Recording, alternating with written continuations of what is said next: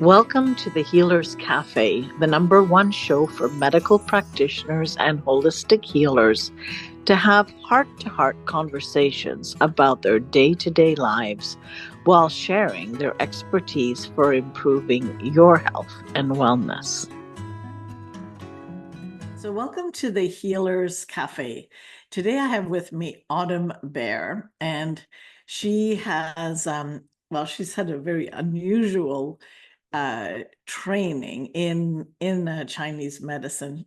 She was able to learn directly from the esteemed Taoist master and 88th generation practitioner, Jeffrey C. Yuen of the Jade Purity and Dragon Gate lineage. And then you did a whole bunch of things. There's too much to read here, but you've done herbal stuff, and then you got your master's in science in acupuncture from the Swedish Institute of Health Science in New York City. You also became a certified acupuncturist and oriental medicine doctor. And gosh, you went to France and you did other integrative training. I think good enough. You're keen on helping people, and and people who have one way or another ended up with what some people call long COVID, and you're actually helping them. So that's really my what I'd love to focus our discussion. And if there's anything else you want to add to that as an intro, please feel free. And thank you for being here. Thank you so much. I'm really glad to be here, and I appreciate the opportunity to talk about something that I know a lot of people have questions about. Definitely. So I would say, well, why don't we start just who's coming in with what? Like, what is it that, because it's really a tough situation where, some of the more vocal MDs, that have spoken about what's going on and the spike protein and this and that and all the stuff inside our blood, basically end up saying something like, there's very little to be done. And it's like, well, wait a minute here. That cannot be true. We are human beings, still maybe slightly genetically modified at this stage, but there's a lot more going on than just the 3D. There's all the work that, Chinese medicine, homeopathy, all these other parallel medicines can touch, reach, and change. So yeah, I really want this to be who have you helped? What kind of things did they have? Were they bedridden? Are they back at work or doing something they love? Like, what's going on? What do you see day to day? This is kind of what I want to share. Yeah, I mean, I see all types of people. I see everybody from teenagers to people who are in their 70s, men and women alike. So it doesn't seem to discriminate. I think the hardest part for most people walking in my door is that they really have a host of symptoms that are happening simultaneously, and that's what I think the Western medical model is really struggling to address, because the Western model really isn't made for multiple system dysfunctions, right? They like to hone in. If it's the gastro system, they're going to go to a gastroenterologist. If it's a cardio symptoms, they're going to go to cardiologist, etc. And so when you have a host of things that are happening together, it makes it very hard both for them to treat. Typically, they like to treat using pharmaceuticals, and pharmaceuticals, as you know, are typically for one thing. And so, I think there's a lot of room for some of these complementary therapies and therapies that have been around in other modalities to kind of jump in. And, for people who don't know that much about Chinese medicine is built on multi-system function and dysfunction. And that's how we look at the body. And so that's why it's been something that I've been quite successful with. The range of symptoms that I see are anything from breathlessness, vomiting, incapable of keeping food down, brain fog, fatigue, neuropathy. We're looking at gut permeability, histamine reactions, food sensitivities that didn't exist before, but then exist now. The list really does go on and on. A lot of heart arrhythmias, or what we would consider to be like dysfunction of heart rhythm, meaning basically like the heart rhythms are kind of all over the place, not necessarily like a tachycardia symptom, but more like they stand up, they have challenges with their heart rate going, way too high, or they, lay down and their heart rate doesn't regulate appropriately. I see so many symptoms. I get a big gradient of who comes in. Some people are dire and they've been sick and absolutely bedridden and on disability for 4 years. And I have other people who have a lot of executive function challenges, a lot of, brain fog and fatigue. And that seems to be their biggest complaint, right? But yet they can work and function. It's just that they're completely knocked out and struggling. And so those are the things that I see on a pretty regular basis. Mhm. And what would you say, like, I know there's not one treatment for, for this, you treat the person. Right. So, and that's the one of the big differences with so-called modern medicine or conventional medicine. Mm-hmm. Is if they receive, a holistic acupuncture treatment and Chinese medicine. I'm assuming you're doing herbs as well with it, or Um, Not in your necessarily. treat? Yeah, that's a really good question. I No, do a fair number. The biggest things that I'm seeing, like if I were going to like put long COVID into like some sort of small summation, I'm really seeing right. gut permeability, so leaky gut. I'm seeing Mhm. a tremendous amount of autonomic dysfunction. So basically, the autonomic system is not working properly. For anybody who is not sure what that is, that's basically the system that regulates all of our non voluntary systems. So it regulates our sleep rhythms, our digestive system, our body temperature control, circulation, heart rhythms, etc. So I would really say like a lot of autonomic dysfunction, gut permeability, and then there's because of that, I'm seeing a tremendous amount of histamine reactions and inflammation. And I think that's part of what's contributing to a big portion of these problems that people are seeing. So most of what I'm using is actually, I give a lot of homework to patients. So I do a lot of Chinese dietary therapy because those are things that they get to do at home. These are support, we build a matrix of health to help them support themselves as they're working through this healing process. We work a lot on gut sensitivity. We work on permeability and healing the gut and reducing inflammation. And I do that through a number of ways, some of which is acupuncture. A lot of it is diet and supplements, and particular types of movement, whether it be qigong or breath work. Breath work is actually pretty key in a lot of the healing process that goes on here because of its effect on the autonomic system. That makes sense. I mean, that's I don't know if you know, but I run a school called Bowen College, which is all about regulating the autonomic nervous system. And that is a key part to starting everything else. When Mm-hmm. that goes back in order, so many Yeah. things go back in order. So Yes. that's interesting that this would be similar. Mm-hmm. So when you do, because there's many nutritional suggestions, Ayurvedic medicine, etc. Mm-hmm. Do you what is it again?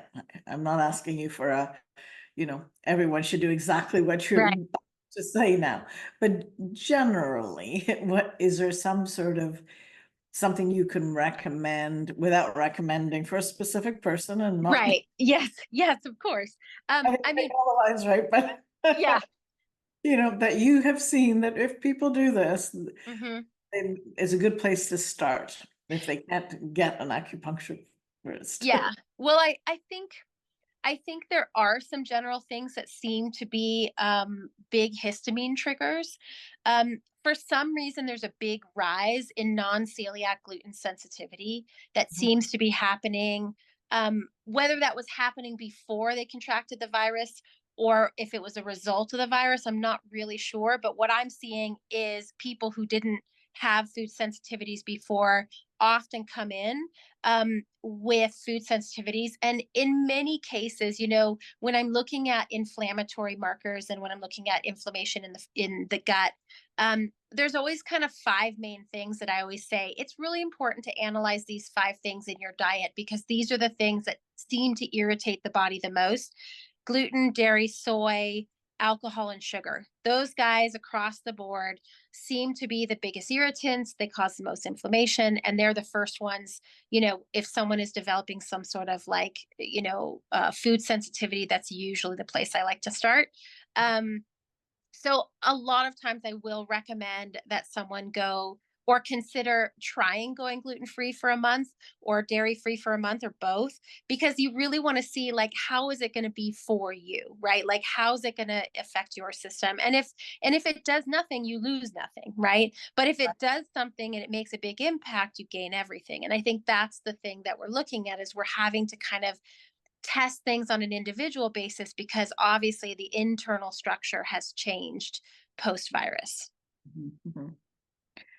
Yeah, no, that makes sense. And but the reactivity of the immune system, like, I don't want to go into the genetics of this because it's not my domain, Right. but you know how some of the genes have been altered so that um there's less well, first of all, that there's more likelihood you keep getting sick. Mm-hmm. Have you have you seen a change in that people, that you've been able to treat, vaccinated or not, whatever, that they're less likely to become sick again, that their immune system actually becomes stronger? Oh, this is a really good question. I like to tell people, 75% of our immune system comes from our gut. Mhm. So when we look at that, right, as we're working on the gut and healing and repairing the gut for whatever reason, whether it's permeability, sensitivity, histamine, a lot, right? Like we could go on and on. Yeah. Um, I think as we are rebalancing the system, I think all the systems become stronger, right? And I don't really look at this on whether or not that's going to keep people from getting reinfected. I think it's the inevitability that people get reinfected. I mean, it's pervasive, it's everywhere. You travel, you go to Europe, maybe you get a different strain if you're in Canada or, the US, whatever the case is. you know, when it comes to viruses, I mean, the expectation is that we do contract viruses, but it's whether or not our body is able to manage and deal with those viruses and pass them in a healthy manner so that we don't become weakened in our immune system overall.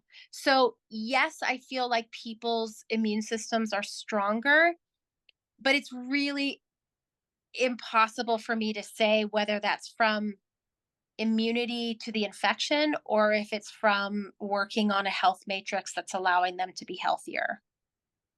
Yeah, but that's not so much the distinction. I think it's more, um, I mean, if you're not, you're always going to be, it's like it's your environment, right? So basically, you're going to be exposed to many things no matter what, right? But what we've been hearing a lot about is, oh my God, I'm sick again, or Mm, I'm cold again, all right, and it doesn't need to be one thing or another. It could be right, any, right? Or right. that they get cancer, or they, like they're Mm, just weaker, right? mhm, And so that's something that allopathic medicine doesn't really address because it mhm. the body or healing in that way at all. And so I'm just curious, in the way, this holistic way of treating people, are people experiencing less sort of falling back or Yes, susceptibility? Yes, okay, yeah, that's I would say yes, because you also have to think it's, when someone walks in, part of the healing process is that we have to make a lot of change. And we are changing a lot of habits and things that had been going on for a very long time before they were ever infected by whatever virus.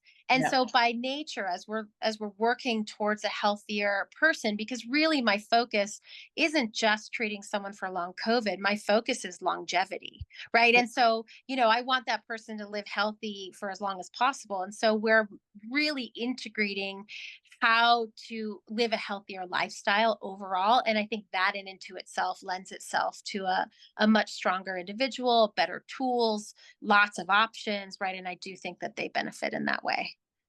I mean, it makes sense. Like holistic is holistic. Right. That's it. Right.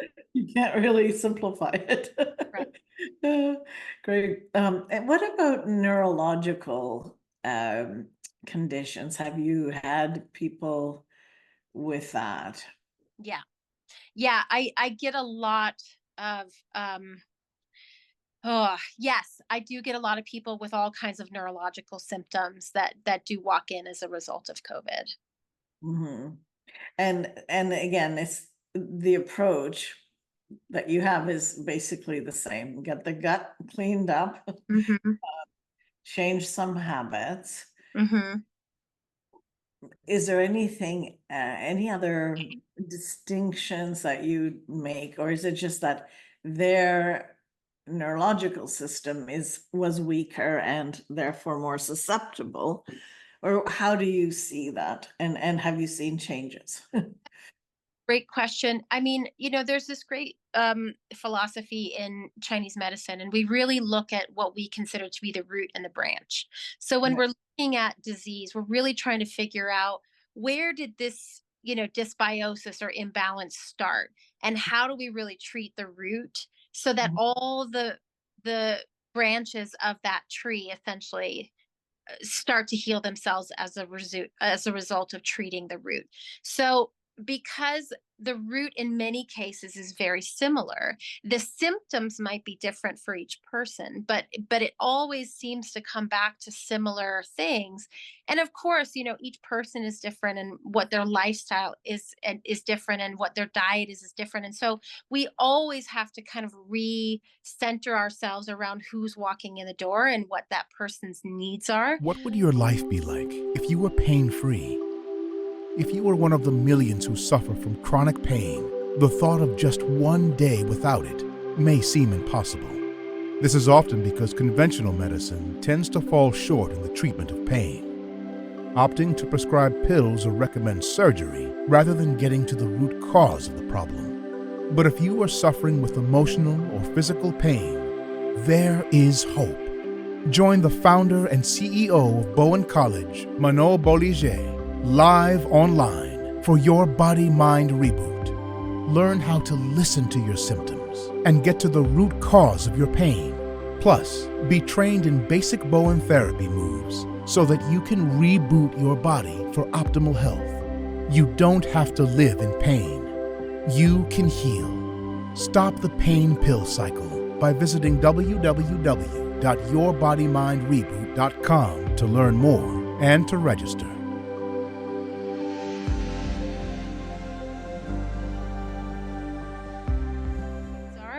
Are neurological symptoms, I definitely see those. I'll get anything from tinnitus to peripheral neuropathy. I'm trying to think of some other, I guess it depends on what you consider to be the neurological um symptoms, because I look at things and I see a lot of, like, vagal nerve challenges, and that, because it innervates so much of the body, can be interpreted a little bit differently. But yes, I see a tremendous amount, and they do improve, right? And acupuncture just by itself is great for any sort of neuropathy. And so that happens to be a tool I'm lucky enough to be able to use. But the people that walk in my door aren't just getting acupuncture. We are talking, like I said, about the gut, about the neurological system or the autonomic system, about inflammation, and how we can address that in all aspects of their life. Right, right. And what about the mental emotional component of this? Can you generally? Can you speak on that? It's, I really feel for the people who are suffering from long COVID and the ones that walk in my door, because the majority of them have really been through the ringer. Not only are they, I think part of the emotional side that comes from a lot of these patients is that they have seen every single specialist. They have gotten every test. They have been from one to another to another. And they're fighting to convince the medical community that something is wrong with them and that they can't figure out what it is, but something is wrong. And I think a lot of people have been both run through the mill and very invalidated. Oftentimes, patients are saying, listen, I'm having all these things, these are happening to me. And ultimately, what they're getting is doctors that are saying, well, I think you just have anxiety, so I want to put you on Xanax. And that's so, it's just frustrating and debilitating, because these people are, I mean, I'm getting people who are like CEOs of major companies. These are people who work 75 hours a week in massive capacities doing jobs that, most of us wouldn't dream of doing, and they end up bedridden. These are not people who are afraid of hard work or afraid of, like, tackling something. And when they are walking in and they're saying, no, no, really, I want you to hear me, something is not right, right? Like, to have them just, like, their whole experience, negated, I think creates a tremendous amount of frustration, anxiety, overwhelming despair, right? Because that is part of this process, is that people needing to be heard and feel like what they're experiencing is real. In many cases, I have patients who go through and have every lab work they have done, under the sun, and everything comes back somewhat normal, quote unquote normal. And and so they're frustrated because they're like, but it doesn't make any sense because I feel this way, but you're saying to me there's nothing wrong with me. And I think that disconnect between what the person is experiencing and what the medical community is saying is like, no, no, no, no, you're not having a problem, you're fine, right? And that disconnect is creating a tremendous amount of emotional turmoil for most of these patients. So I would say, yeah, it plays a toll, right? Chronic disease on anybody plays a huge emotional toll. And it's not just the person who's experiencing, it is everybody in their lives, their children, their spouses and partners, their colleagues at work who are having to pick up, when they call in and they're like, I'm so sorry, I just can't make it out of bed today, right? Like that. Mhm. It can be really debilitating for someone's life, and it's not fair to just try to categorize a person into the summation of physical symptoms or emotional symptoms, because both can be true at the same time. Mhm. Yeah, and they play on each other. I mean, this is the other part, it's like, I was in practice for about 30 years, and it's like, who do I get to treat? Oh, just the healthy people, Right. because it shows up in their, lab works, but they're Right. they're sick, and That's it. fibromyalgia went through that period. Now Mhm. it's like you can say the word and people go, oh yeah, I have that, Mhm. more recognized, Yeah. than it used to be. Yeah. But this has been one of, so much denial. Right. Well, and luckily there is some research going on around it, and there is finally some recognition, with the World Health Organization and, the National Health Institute and all of these other things. They say, so there is research and they're saying it affects between 10 to 20% of the global population.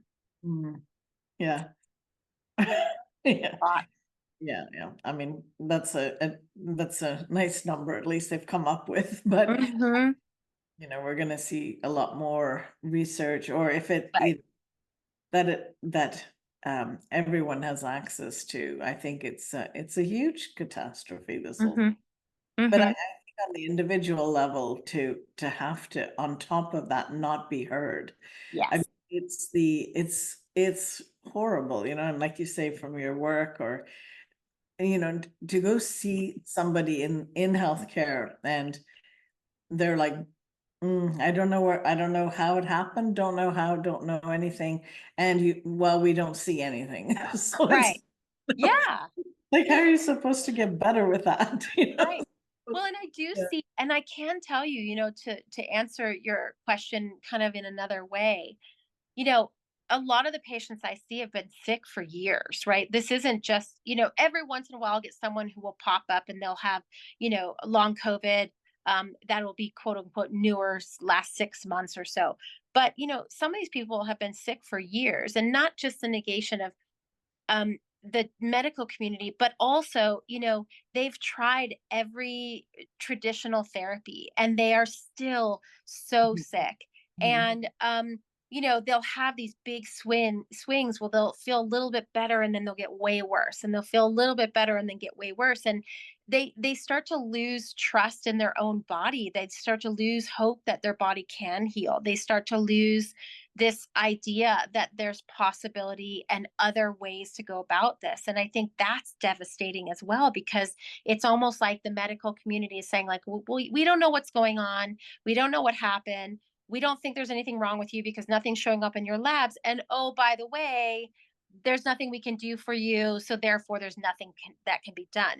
And that is not true either, right? And so I think opening that conversation to allowing people to understand that A, healing happens, B, it doesn't matter how long you've had it, it can still happen, and C, there are plenty of modalities out there that can help take care of you and get you on a good path. And that one path that you've exhausted isn't the only path. No, I think that's the key. I was hoping that you would share, because I think too many people don't have hope, and not for good reasons. It just because the information's not easily available. Right. We're still in a drug-oriented, society. Yeah. Drugs don't work. I mean, if you think about it, these cocktails are made, well, it's kind of a vicious circle, right? Yeah. Create the diagnosis for the cocktail you've created, or you recirculate, or sometimes you have one and then you need a diagnosis to be able to prescribe it. But it's like it's a self-fulfilling prophecy, but when a real person comes with real symptoms, that doesn't fit one diagnosis, because they're like sick, they're not, their system has gone off. Then you can't give them 10 pills, and 10 diagnoses, right? It just doesn't, Right. you start to see the insanity of the system. Mm-hmm. And that's where I think a lot of people are they're either waking up to, oh my goodness, I need to look at my whole body and my health differently. I think this is what we're in the process of seeing this. I don't know your comment on that. Well, I think a lot about this because, you know, uh, I think what's complicated about this conversation, I was just talking to a physician recently, traditional Western physician, and I said, how often do you take people off of drugs? Hmm. And the answer was never. Wow. It really, really sat with me, because I really wanted to understand why that could be true. Because, it's not that I think there are many amazing and wonderful physicians out there. And I would never, I think there's a place for everybody. There's, certainly, I would never want to knock the Western model, because it does save a lot of lives and there's amazing things that do come from it. But that one really stuck with me, right? And I thought about it, and what I thought came from that conversation was, when a lot of people go to the doctor and they have symptoms from something, instead of really sitting down and looking at where could this disease be coming from? Is this, someone who isn't moving their body? Is it based on nutrition? Is it, X, Y, and Z number of reasons why someone can have a disease or get sick? Um, and 90% of most diseases are preventable, right? Through diet and lifestyle. And that's not to say there's plenty of genetic things that happen. We're not talking really about those situations. But, we're looking at, if someone goes into the doctor, they're not well, instead of looking at how can we look at the whole person and the whole life and try to fix what's happening as an underlying platform, they give a medication for a symptom. And so the reason they can never go off that medication is because they've never created a matrix that will essentially house their lives to heal, right? They're not creating a matrix of health. They're just taking a pill to mitigate a symptom. And so the only way for people to truly be able to heal is by creating that matrix that's going to support them, that's going to allow their body to heal in all the ways possible. And I think that conversation is a conversation that should be had. Why is the medical system not addressing these other aspects of the person and just looking at this microscopic aspect of disease and what sort of drug we can give to it without the conversation about lifestyle management to be part of that? Because there's not actually even really training in it, right? There's none. Yeah, there's none. Nutrition, maybe 10, 11 hours in some places. So Yeah. so it is really fundamental. And I don't know, I did my TEDx talk on that subject actually, about Descartes and the division of the body into parts with special for each part, but they're looking at the whole. And when you think about it, they don't talk about healing. They talk about management. And so when you look at healing, it's another matrix entirely, because you've got to get to the root. You've got to look how everything interacts. It's almost not an opposing model. It's just it's another way of looking completely at the human body. It's a philosophical shift, and that's why I was really happy about this discussion today, because from people, and well-meaning people, like many doctor friends, and totally well-meaning, but they're in the other philosophy. It's such a shift to think that things could even heal. It's just part of the thinking. Yeah, and I think that we're kind of in a moment in time where we have to bridge the gap between those conversations, because if the number that they're saying is true, if let's just say 20% of the global population is suffering from long COVID, that's 800 million people that are essentially going to be descending upon the traditional medical system, which actually can't handle that many, like the general whole. I think just the United States, I don't know about Canada, but United States is probably about 45 million people. 45 million people integrating into the medical system that is already so overwhelmed, right? Yeah. So how are we going to expect these doctors to manage this onslaught of people coming in with need for care? How can we bridge the gap in having those conversations and saying there are many other beautiful modalities that really can unburden the medical system, and allow for those conversations to be true? We can have a yes and conversation, right? We can have a conversation where the Western model and the complementary models can all be part of. Also, we're just having a little strange Wi-Fi issue right now. You cut out. No, I don't know where it's coming from, but we're done in our timing. I want to give you the last few words to close. So I guess if I was going to say anything to the people who are listening, those people who are trying to figure out, do they have long COVID? Is it real? Is it something that can be treated? And the answer is yes to all of those things. It is real.